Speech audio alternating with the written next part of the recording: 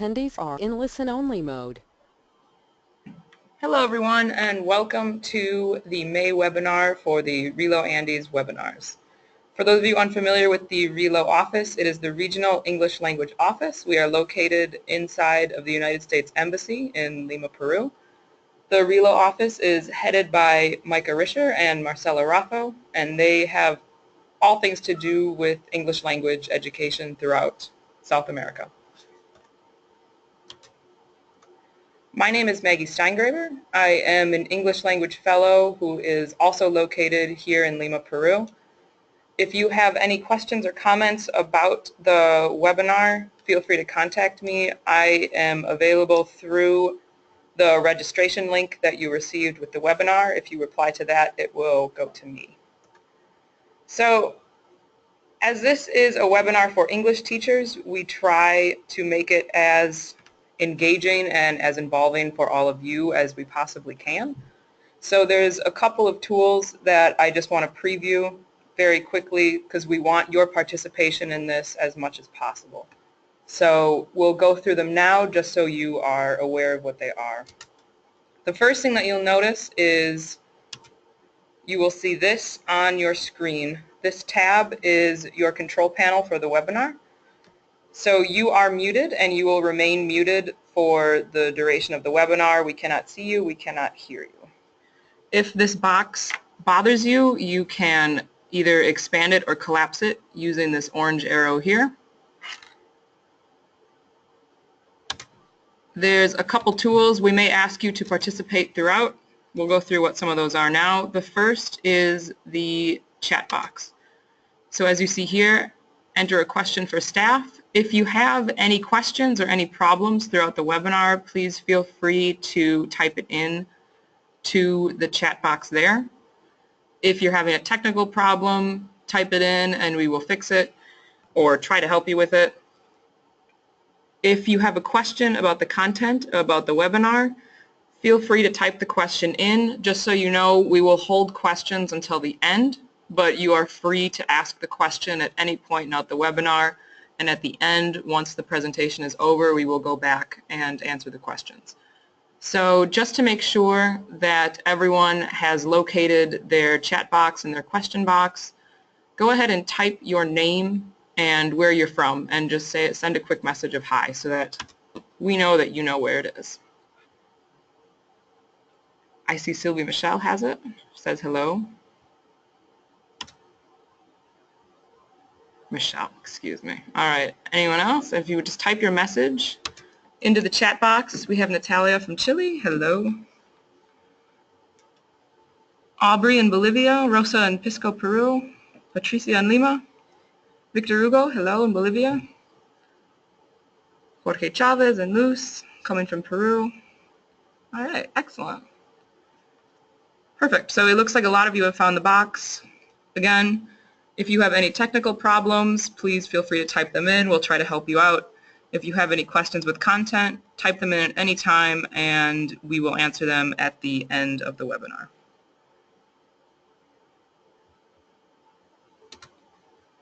All right. The next tool is hand raising. It looks like some of you have found it. The hand raising tool is this that looks like a little hand with an up arrow. So the purpose of this tool is to be like in a regular classroom, like if you had a question or you wanted attention, you could raise your hand. Unfortunately, with the amount of participants we have, if you raise your hand, we won't see you. But we will be using the hand raising box if we have a quick question for you. So just to make sure that all of you have found your hand raising tool, if you could click on it and just raise your hand so that we know that you found it and that you know how to use it.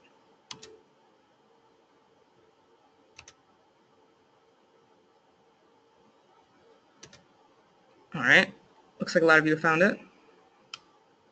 Okay, perfect. All right, so again, if we say raise your hand, click on this tool and we'll be able to see that you have raised your hand. The next tool that we have is polls. There will be several polls throughout this webinar. The polls are just simple multiple choice voting. So we'll do an example one now just so that you can see how they work. So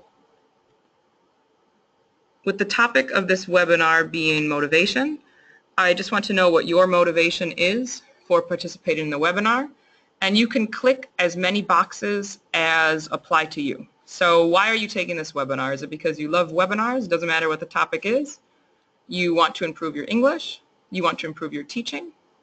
Maybe someone is making you do it from a job, or are you supporting a friend? You're watching with someone, or the presenter, or the RELO department. So which one, or as many of these as apply to you. You can click on the box. You can click on multiple boxes for this particular poll. So if it's 3 answers that apply, you can click all. You can click 3. Just one, click 1, as many as you think apply to you. All right. We have about 85% of you have voted, so we'll leave it open for another 5, 4, 3, 2, 1, and close. So we'll share with you. No one is being forced to be here, so that is excellent news. Most people are here to improve their teaching. Several of you also to improve your English, and many of you because you love webinars, and a couple to support a friend. So excellent. So those are the polls. There will be several of them throughout the webinar, so once again, when asked, just go ahead and click right on the screen on which response it is.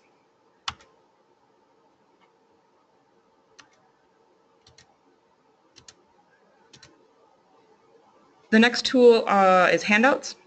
You can see a handouts tab on your side panel. There are 2 handouts available for this. One handout is just a handout with resources, and another one is a copy of the slides from the presenter. You are free to download these while the webinar is open. Once we close out the webinar, you will be unable to download them, so make sure to download them now. If for whatever reason you're unable to download them but you still would like a copy, you can send us an email afterwards and we can send them to you directly.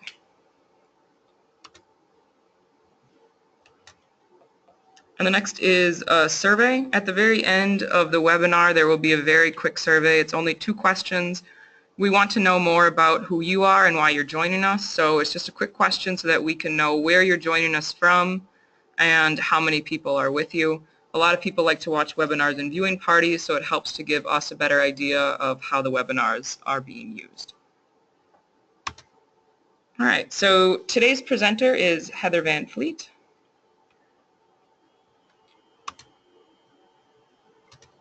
All right. Heather, are you there? Hi. Hello. I'm here. How are you doing? I'm great. And you? I'm excellent. So do you want to tell everyone a little bit about where you're from, where you are now, what you're doing? Sure. Well, I'm originally from New Jersey, and I'm speaking to you right now from El Salvador. And I actually work as an English language fellow, just like you, Maggie, here in El Salvador. I've been in education for over 10 years, and that's involved everything from teaching English to children and adults, to directing programs, and also training and coaching teachers. And what I'm doing in El Salvador right now is mainly focused on training teachers, both pre-service, those studying to be teachers, and those who are currently teaching. Great. All right. And you ready to begin? I am. All right. Whenever you're ready. Okay. Great. So I'd just like to say to everyone, welcome to the Mindsets and Motivation webinar. And I'm really excited to be here with you, to learn and share together. It's a topic that I've been interested in for quite some time, both personally and as a learner, and also as a teacher to students and a director with a team of teachers.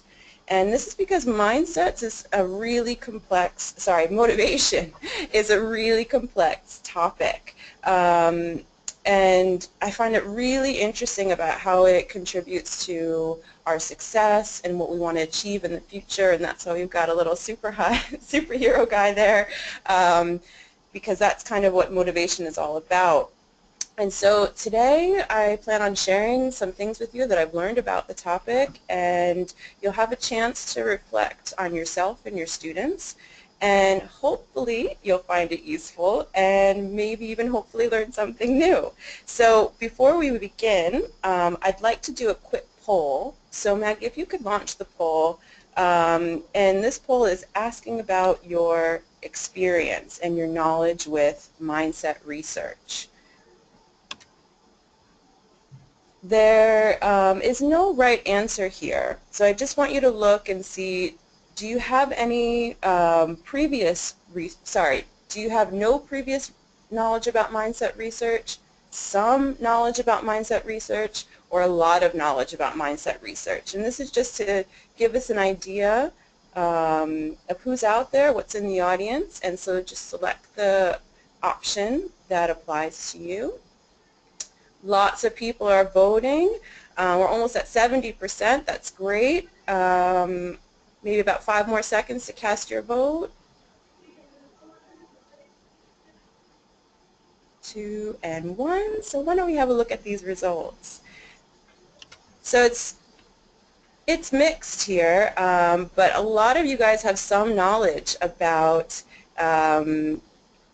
mindsets, which is great, and it's as well, hopefully we'll learn something new for those that don't today. My next question is going to jump right into using the chat box about motivation, and I'd like to know what are some factors that you think affect student motivation. So just a quick reply here, the first couple of words that come to your mind about what influences, what are the things that influence student motivation? Anything that kind of you think that might have to do with motivation. And here we're getting in some answers. That's great. Classroom routine, the kind of what time of day it is, yes, very often. The topics in the class, teacher's attitude. Interesting. If they think they'll actually use what they're learning, so how purposeful it is. I like that, what they had for breakfast, yep. Great answers here. Attitude, lack of, this kind of energy that they have, and the different topics. So there's the point here, thank you for sharing, is that yes, you're all right. There are so many things that affect student motivation, and there are things here that have been mentioned that have to do with students' personal lives, what's happening in their home environment, what's happening in the actual classroom, perhaps their schools. So it's been said that motivation, for some reason my screen, here we go. Motivation is without question the most complex and challenging issue facing teachers today. And so I'd just like to see a survey of people that agree with that. So if you agree with that statement, if it's true for you right now, you could just raise your hand and let us know. If you agree with the statement that you think motivation is a complex and challenging topic.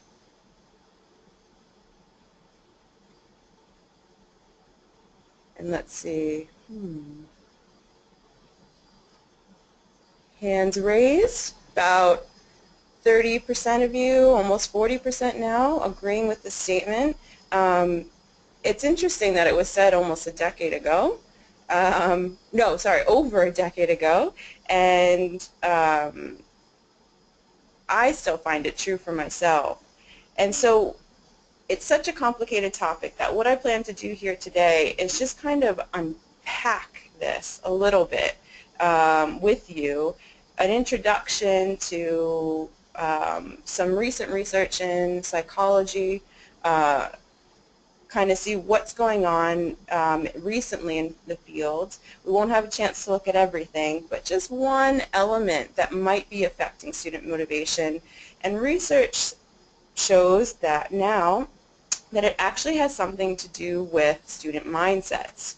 And so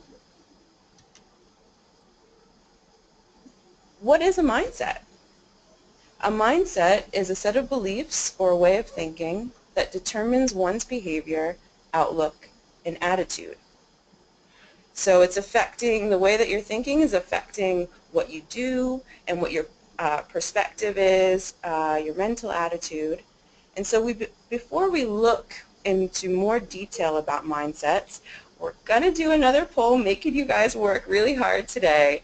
So I'd like you to show whether you agree or disagree with these statements by selecting the statements that you agree with. So if we could launch the poll, Maggie. And the statements are: showing your agreement, your level of intelligence, IQ, is fixed and can't change. If you work hard at something, you'll get better at it. Talent is a natural ability that you're born with or not. Mistakes are a natural part of the learning process. So just select the one that you think, or select the ones, I should say, that you think, yes, that's right, I agree with that. Getting lots of votes in now, great. Over 50%, fantastic. Up to 60, and let's wait about 5 more seconds to cast your vote, looking at the ones that you agree with. And why don't we close the poll?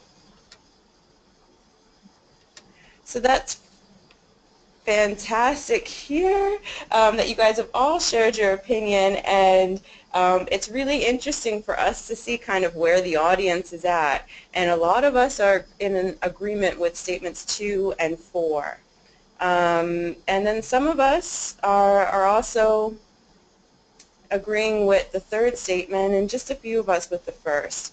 So before we look closer at these statements, I actually would like to tell you a story. And this story is about Stanford psychologist Carol Dweck. So when Carol Dweck was in the 6th grade in the United States, which is about 11 to 12 years old, her teacher arranged her classroom in rows like this, and she organized the students by IQ level. So she had the higher IQ students placed closer to her at the front of the room, and the lower IQ students placed at the back. And I just want you to think of, pause for a second and think about that.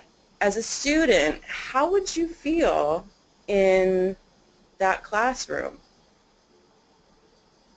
What would it be like to have a teacher organize you and the other students in the room by your score on a test? Carol says that it was extremely stressful, and you're only as good as your last score, so everyone felt a lot of pressure in the room, and her instinct told her that it was unfair. When she looked around the room, she really believed that all students, everyone around her could learn, and she felt that it was unfair, so she spent basically her life proving it, her life's work. So after decades of research, Dweck is the author of the book Mindsets. And you can see here on the cover of the book, we're not talking here just about education, it also mentions other aspects like parenting and business and relationships. So the theories in mindset can apply to many different contexts. And what Carol has discovered in her research is that people have 2 different mindsets. So a fixed mindset and a growth mindset. The fixed mindset is a belief, remember our mindsets are our beliefs and our way of thinking, is the belief that intelligence and talent are fixed at birth, can't change them. Growth mindset is the belief that the intelligence and talent can go up or down. So if we now, as I promised, let's get back to those statements where we had the poll going, and you can see what you answered, what you aligned with, and it looks like a lot of us are really in agreement with mistakes being part of the natural learning process, and that's in green, as is the second one, because that's aligned with a fixed mindset type of thinking. And the first one and the third one, Carol would argue that that is a fixed mindset. So Carol talks a lot about the benefits of having this growth mindset, of believing that your intelligence is malleable, that your abilities can change, and I just wanted to show this this clip because we won't be able to hear it now, but I highly recommend listening to Carol speak about these different mindsets, her research, what the benefits are, and on the website Mindset Works, which is cited there, it's on the resources. You can really get a feeling for what she's discovered when you listen to her. But as I said, we won't be able to do it today. So I'm going to challenge you to make a prediction of what Carol says in that video. And we can launch the poll here. And I'd like you to think about what are the benefits of having a growth mindset. Check all that apply. Is it your focus is on learning and not looking smart?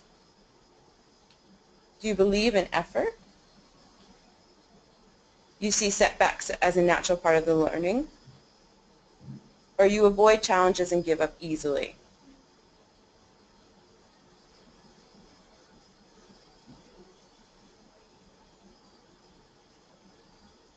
So what do we think are the benefits of believing that your talent and your ability can change? We've got most people answering. We'll give about 5 more seconds for you guys to get your answers in. Selecting the ones that you agree with. Okay, Maggie, why don't we close the poll? And yes, the majority of people rose to the challenge. And yes, that is exactly what Carol Dweck says. The first, the second, and the third, all of those things are benefits of having this growth mindset. So let's take a quick look at what it means to have these mindsets. And here we're looking at the behaviors, what people do, and what their outlook is. So in the fixed mindset, when you think your intelligence can't be changed, what happens is that looking smart becomes the most important thing for you. And because you can't change your intelligence, then you start avoiding challenges when they come up. And instead of continuing in the, learning something, when you fail, you give up. You see effort as negative because that would mean that you weren't smart and that your skills are fixed. You ignore useful criticism and feedback, and you feel threatened by the success of others. So those with the growth mindset that see that their intelligence and abilities can change, learning is the most important. And so when there's a challenge, it's embraced as a learning opportunity. When failure happens, new strategies are tried. See, effort is positive. So effort does not mean that you're not smart. Effort means that you're learning. And you learn from criticism and feedback, and you feel inspired by the success of others. So I just want to mention here that Carol's research is also supported by findings in neuroscience. The concept of a growth mindset has been seen in neuroscience in the last decade. So the brain is a network of neurons, over 80 billion of them actually. And when you learn something new, we can now see that there's a physical change in the brain. And so this brings up the concept of neuroplasticity, which is our ability to change or rewire connections between neurons. So learning is all about creating and strengthening the pathways between these neurons. When we learn something new, an electrical signal has to travel across a gap called the synapse, which is right there. So that gap, especially on this slide here, looks small and tiny, but it's actually can feel like, when you're learning something new, like crossing this ravine. So jumping, getting from one side to the other is certainly not easy or straightforward. There is a clip from the BBC documentary on the human body that demonstrates this happening in the brain. And so you can see, we can't hear it, but we can see it, this idea of neuroplasticity, and coming up with our, our electrical impulses flowing through the neurons, and soon we'll see a synapse, the gap right there. And so it's really, really tiny. But this video shows us that, yeah, it can feel like crossing a ravine.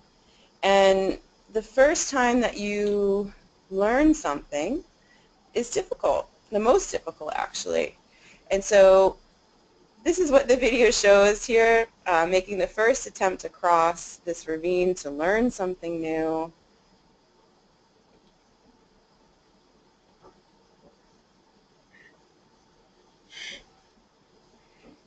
And as he does this, I'm going to skip ahead a bit, going back and forth, the journey gets easier. And we can think about this like when we're practicing something that we've learned, something new. We are solidifying the path between our neurons. And here you'll say, oop, there's a misstep.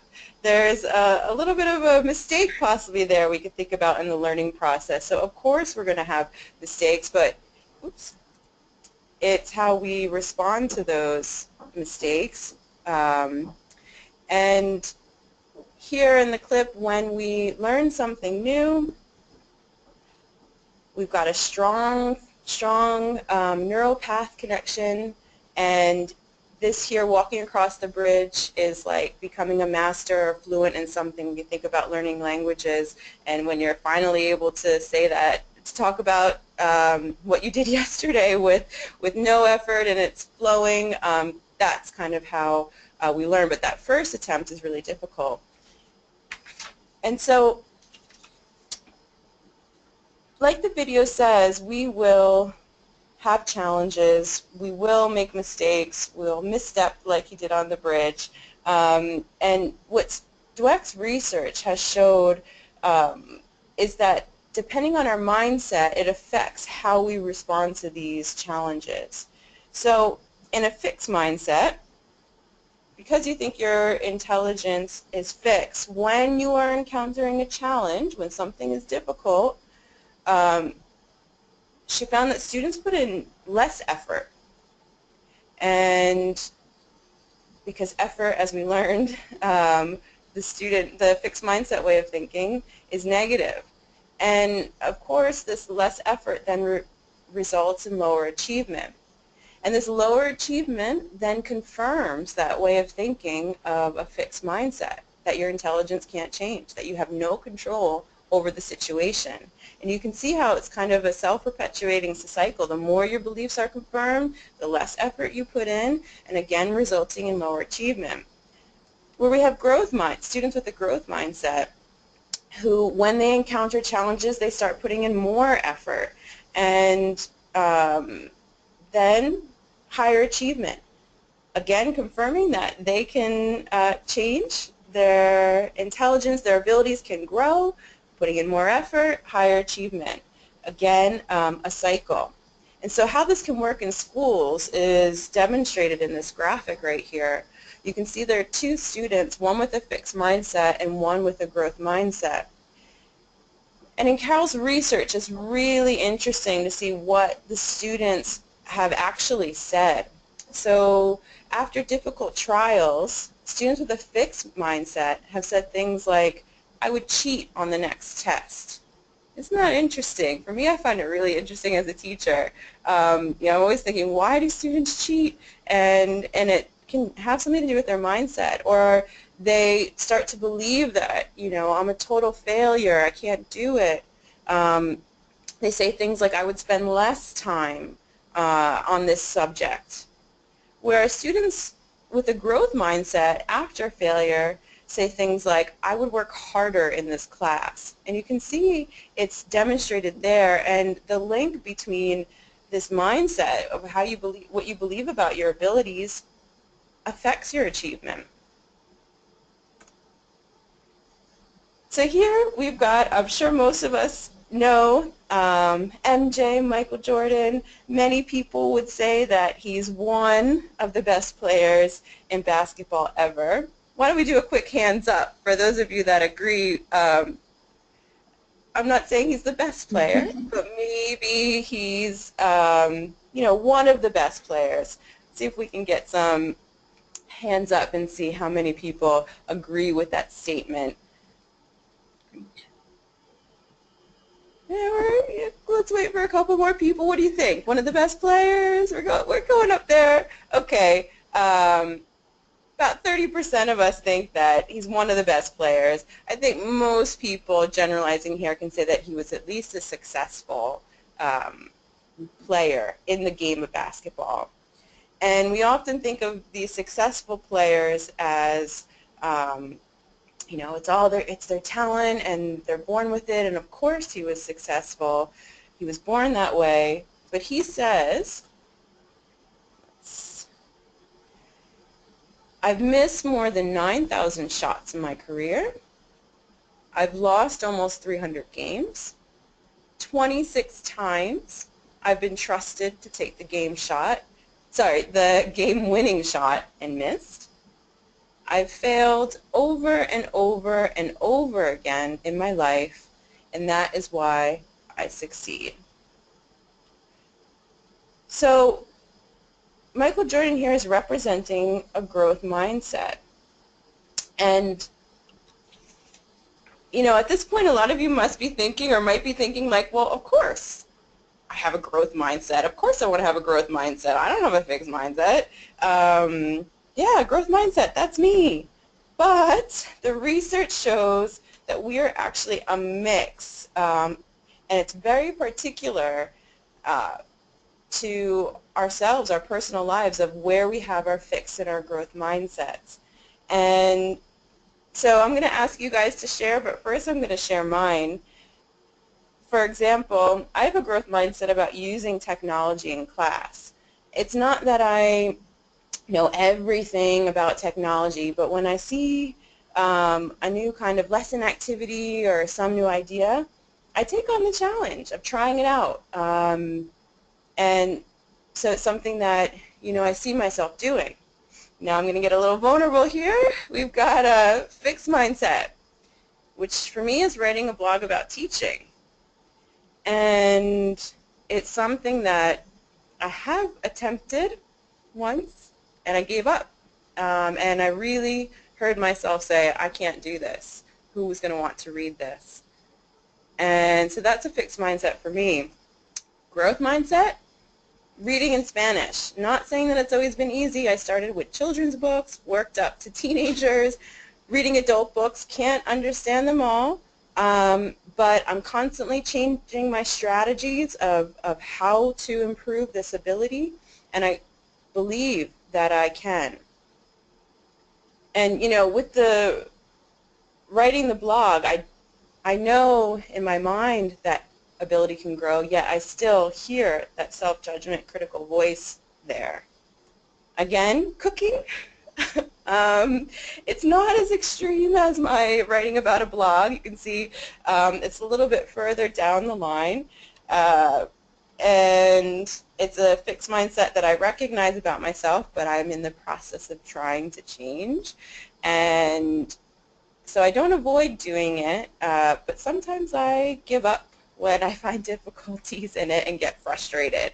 So it's something that I'm working, and this is also shown in the research as well, that it's not that we're completely fixed or completely growth. We might have varying degrees and about different things in our lives.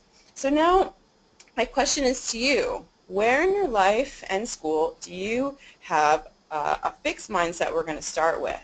So if you could share in the chat box just a word or two about the areas that you have a fixed mindset, something that you avoid doing, that you think, I can't do this. For example, I can't do math. It's just not my thing.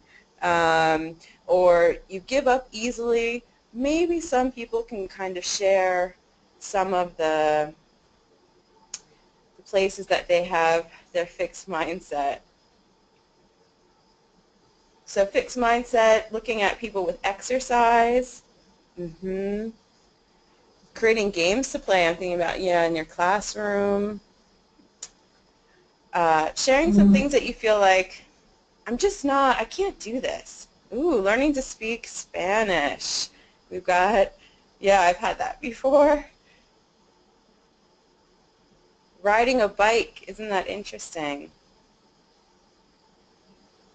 Trying new activities, okay. More classroom games, that's a common theme. Bungee jumping, I might have a fixed mindset about that too. Okay, great. Getting adults to sing in your classrooms. Well, thank you so much for sharing that. And now we're going to turn to the growth mindset. So if you could share the areas that you have a growth mindset, where you take on the challenge. You think you can do it if you work hard.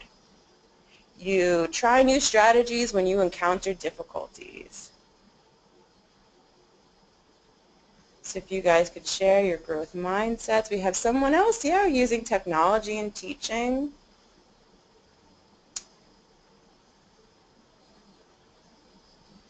More people using technologies, trying different strategies. Great. Exercising. Okay, so physical exercise. Some people fixed mindset, some people growth mindset. Encouraging students. Communication. Speaking to people of other cultures. Handling mixed level classrooms. That's great. Okay, thank you for sharing that. I appreciate it. And it's really interesting to me that some of us have a fixed mindset about one thing, like physical exercise, and some of us have a growth mindset about it. So, it just shows how much we can learn and share and support each other with our mindsets, and that it's really personal where you have that in your life. So the last thing that I want to do regarding Dweck's research is just having a look at the effects of teachers' responses to students, specifically about the language that teachers use. So, and as well as parents. So if we have parents in the audience, you can think about your children too. So when a fixed mindset type of praise is used, where you praise students for their intelligence, something like, you're so smart, what happens to students is that then their goal becomes to look smart. So when something becomes difficult and they no longer can do it with 100% success, their confidence goes down and their motivation goes down. Again, what we know what happens when motivation decreases, their effort decreases, which then results in low achievement and performance. Whereas her research showed that students that were praised for their effort, persistence, their learning, the strategies that they're using, their goal became learning. So they're not worried about how successful they are. They just want to learn the material. And so the more, when a difficult trial came, their confidence was high that they could learn it and continue. Motivation high, this results in high achievement and performance. And so the question now is, how can we promote a growth mindset in our schools? So if we could launch the poll, and if you can select the ones that you think are ways to approach a growth mindset. So we have learn about mindsets, including your own belief, teach students about the brain and neuroplasticity, teach students about growth and fixed mindsets, encourage risk-taking and celebrate failure, value and encourage student effort and learning. So what can we do as teachers? Of course, it would, school-wide approaches and stakeholders' investment is important when we're talking about mindsets in schools, but just generally right now looking at what we can do kind of as teachers ourselves.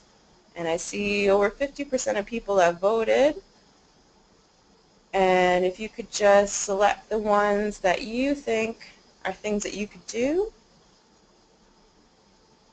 or that are ways to support this growth mindset.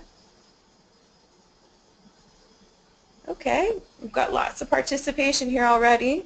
Why don't we close the poll and have a look at the results?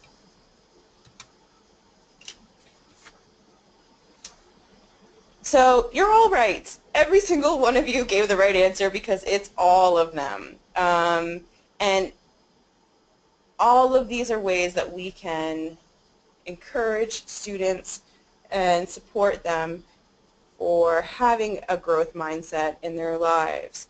And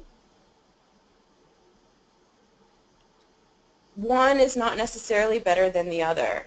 I think the key here is really a varied approach and finding out kind of what works for you and your students. So let's take a look at the first one, learning about mindsets and your beliefs. So there's a mirror there for you and your reflection and thinking about your beliefs. Do you really believe that all your students can learn and be successful? For those of you that participated in Maggie's positive learning environments, we know that the Pygmalion effect of teacher expectations on student performance, teachers have high expectations, students achieve more. And so really looking at your own beliefs and how you feel. This this blog has some fantastic resources that are included at the end, which here I'm just showing you some reflection questions for teachers to ask, and on that blog there's also reflection questions for students, but about your mindset and your beliefs. Also, how do you respond to critical feedback? So, I'm thinking that the last time that your supervisor, your coordinator, your coach came to observe your classes, how did you respond? Did you respond in a fixed mindset where you ignored the criticism, you got defensive about the feedback, or maybe even you started self-deprecating and saying, I'm the worst teacher ever? So that would be, fixed mindset responses. Or did you respond with a growth mindset, where you saw it as a learning opportunity to hear this feedback and valuing your own abilities, but also the opportunity there?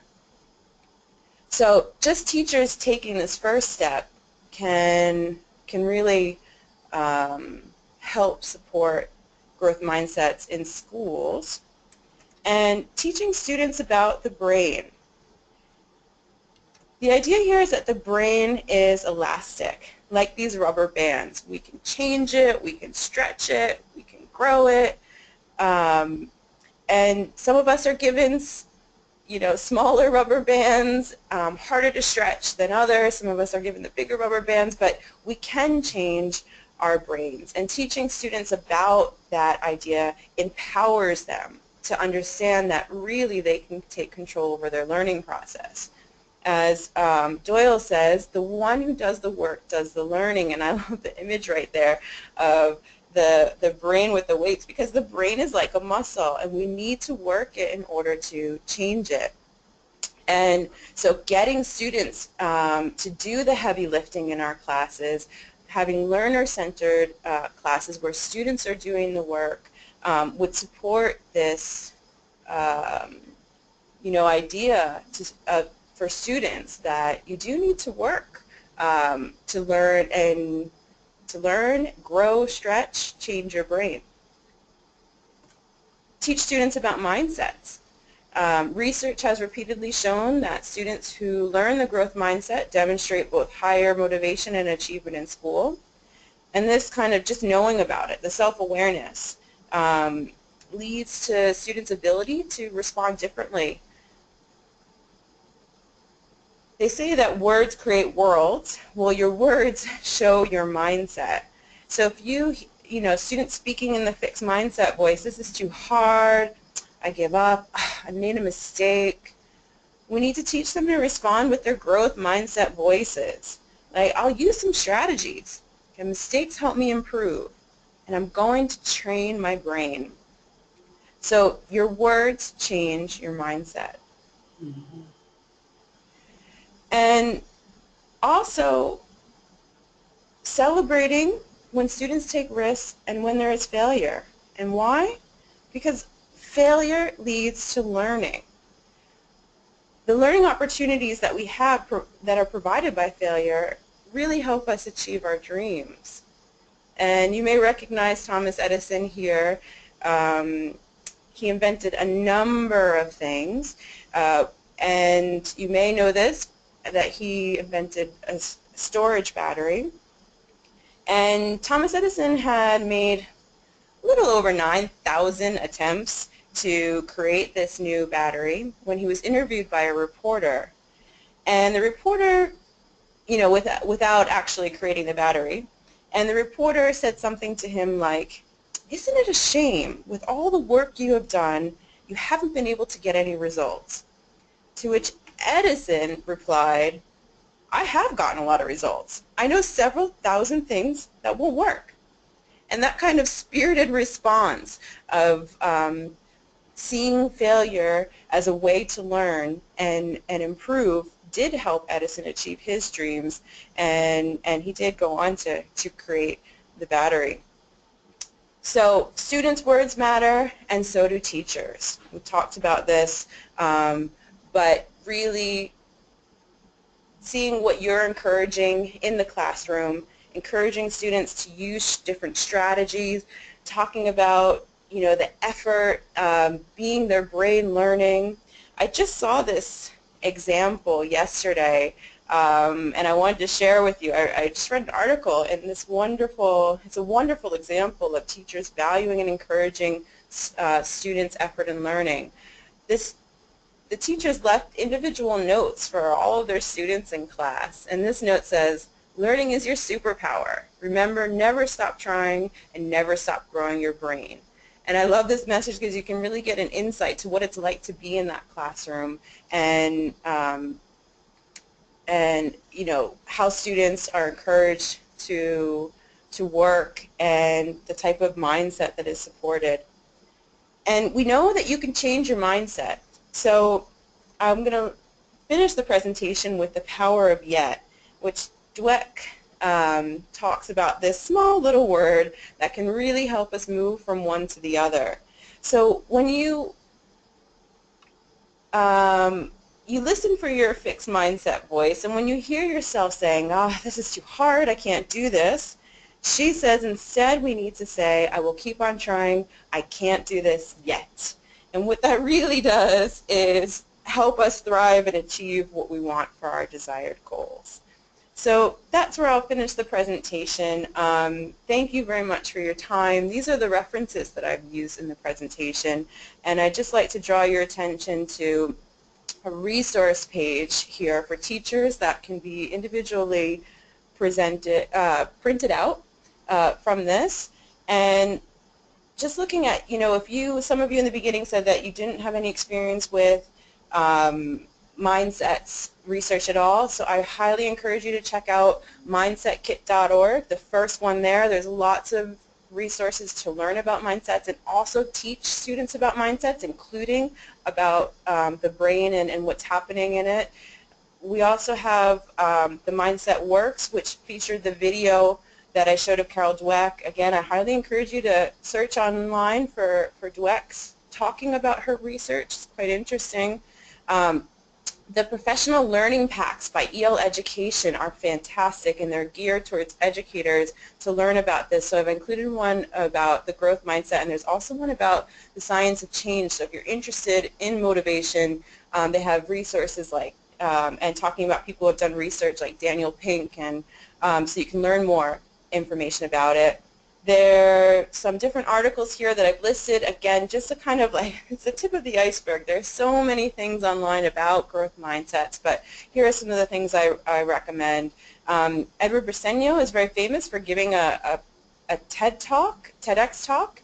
I recommend watching that, and right below that is Growth Mindsets for Students, a wonderful YouTube series, Class Dojo, about growth mindsets, learning, changes in the brain, and failure, and it's just wonderful resource if you can share that with your younger students or children. And then the books that are listed there are at the top here, the photos of them, and I found them all extremely useful to understand what's happening, with mindsets and the research. And if you are looking to do a kind of school-wide initiative, I'd say really check out Mindset, the book that Dweck has written. So that's all I have for now. I think we might do some questions, but again, I'd just like to say thank you, and I've enjoyed sharing with you. Thank you, Heather. I just want to remind people that the handout that you see is available on the handouts for download. So we have a few minutes. If you download them now, you should have enough time to get them before the webinar ends. But we have one question that came up from Ephraim about how can I motivate a student that has low self-esteem?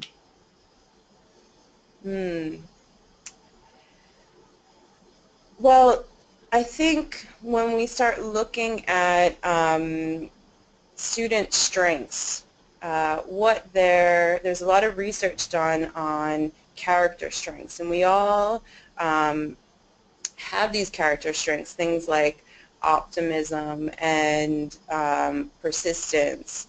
And by focusing on what students can do and giving them chances to really feel that in the classroom, I think we can start to look at the topic. Of course, it's a big topic there, and it would have a lot of different issues around it. But that would be my first, kind of short answer is look at the strengths that the students bring to class and use the research on character strengths to help build up students' self-confidence and belief in their abilities. Yeah. And going with that, Omar had a question on what can we do with those students who refuse to learn? Tough questions. Yeah. Refuse to learn. Well, I think, you can't force anyone to do anything. And I mentioned Daniel Pink before, but he talks about motivation having to do with needing autonomy, needing a purpose, and needing mastery. And I think that the key part there is purposeful learning and making it as much as possible aligned with what the student's purpose is. What do they want to do in this life? Who do they want to be? And I find with English teaching we have so much flexibility with what we can do in the classroom. Yes, we have textbooks, but the content, we can bring in lots of different things. So getting students to think about, what are their larger goals in life, and what do they hope to achieve? And that can all be done in English. And yeah, I think helping them find that purpose can help with the situation. And maybe kind of looking beyond, what is it behind that. Yep. Okay, and Okay. Jimmy has a question on some advice on how to help manage students, which is a challenge for him. Classroom management. Well, there is the blog and article here at the bottom, Edtopia. There's a great classroom management article there of different activities and ideas that you can do. I'd say that that's a subject for a whole nother webinar, and we could get into lots of different things about managing a classroom and students, so I'm not exactly sure what he's asking about in the question, because there are lots of different answers and lots of different aspects related to classroom management. So I'm going to leave it at that because I don't know what exactly he's kind of asking about, unfortunately.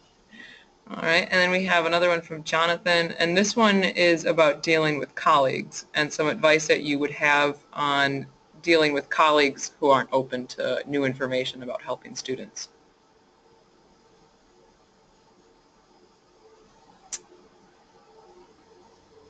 I think, my initial reaction to that advice, thinking about communication between people, there's lots of research on empathy and trying to understand someone else's perspective, and kind of maybe being able to do that would help Jonathan with the idea of what the teacher's defensiveness, or understand where they're coming from, why they have taken on that perspective, and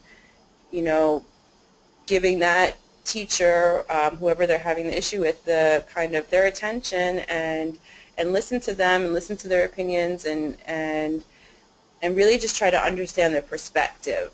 And when people feel heard from others, that's when we start to kind of open up. And not meaning that all relationships are easy to manage, but if you have the intention to connect in a non-judgmental way to someone else, that's when you can really start bridging the communication gaps.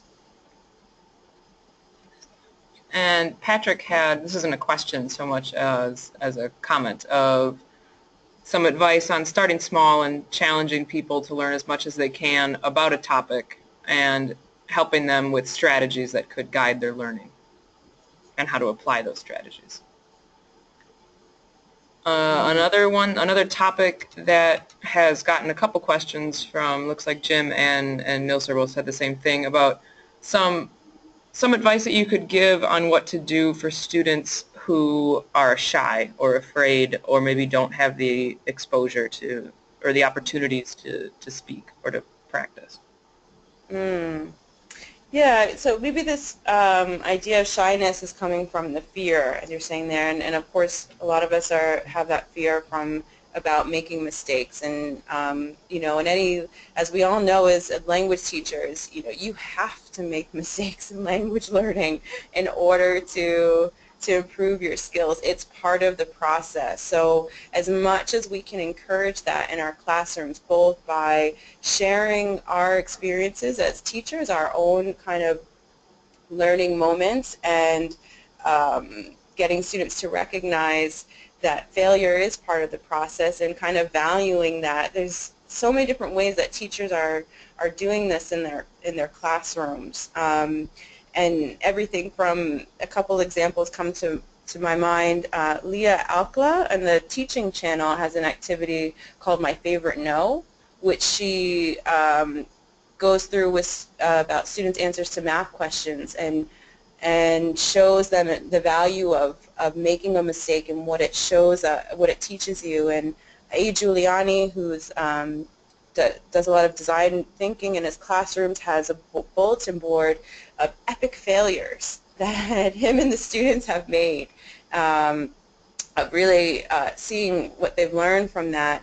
Benjamin Zander, the conductor of the Boston Philharmonic, Also a music teacher. In his classes, every time a student makes a mistake, he says, "How fascinating," and they say, "How fascinating," and I shared that with one of the teachers in the context that I'm working in, and he decided to have an experiment and do that with his English language learners. And so every time anyone made a mistake in the classroom, it was, "How fascinating," and he said, it really helped with the turning something that we often mistakes, we kind of judge ourselves and it becomes really negative, kind of making light of it, but also fascinating. It is fascinating because we get to learn from it.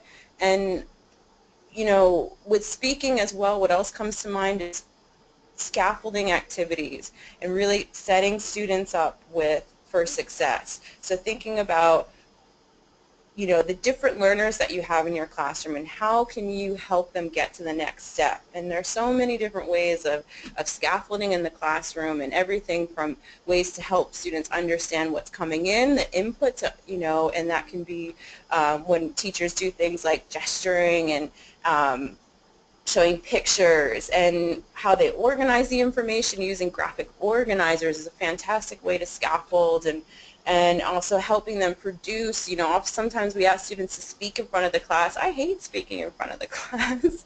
I don't like that, and so techniques of the think, pair, share, where we give students some thinking time and they get to speak to their partner, and then they can speak if they're ready to speak in a larger group, but not necessarily forcing them to come to the set in front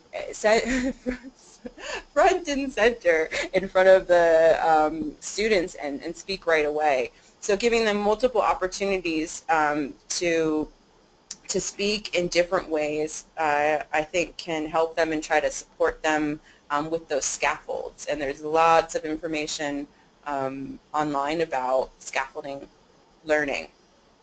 Again, a topic of another webinar, so I'll leave it at that.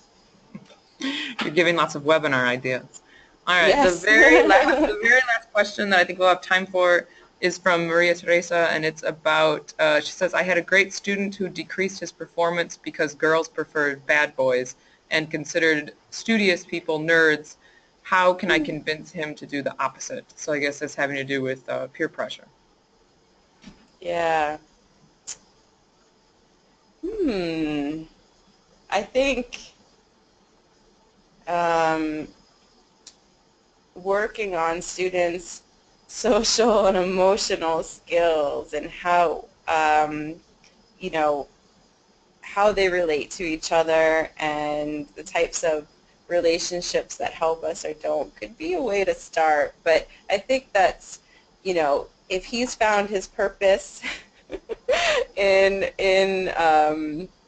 that, it'll be quite difficult to convince him. So I think learning is rewarding, being curious. We're now naturally curious, so finding as many ways to focus on the positive of what he's doing in class and what he is learning, and helping him feel successful as much as possible in doing that, and kind of recognizing that perhaps the relationship with girls is, part of growing up.